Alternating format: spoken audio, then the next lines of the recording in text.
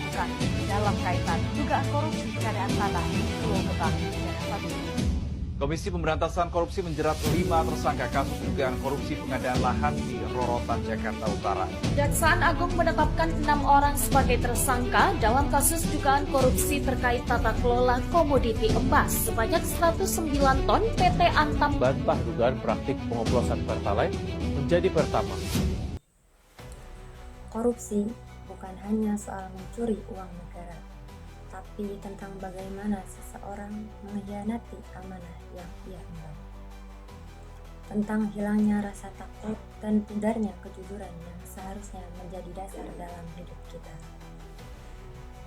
Saya belajar bahwa kejujuran adalah bagian dari iman, dan setiap kali kita menipu, berbohong, atau mengambil yang bukan hak kita, di saat itu juga iman kita sedang terkikis.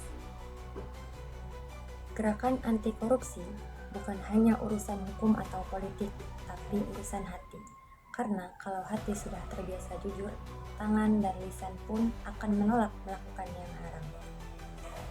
Saya ingin menjadi bagian dari generasi yang berani menjaga amanah, yang tidak mencontek, tidak titip absen, tidak memanipulasi laporan, atau mencari jalan pintas untuk keuntungan pribadi. Karena hal-hal kecil itu kita belajar arti tanggung jawab.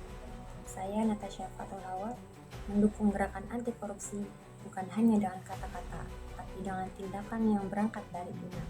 Karena iman yang kuat melahirkan kejujuran, dan kejujuran adalah langkah pertama menuju perubahan.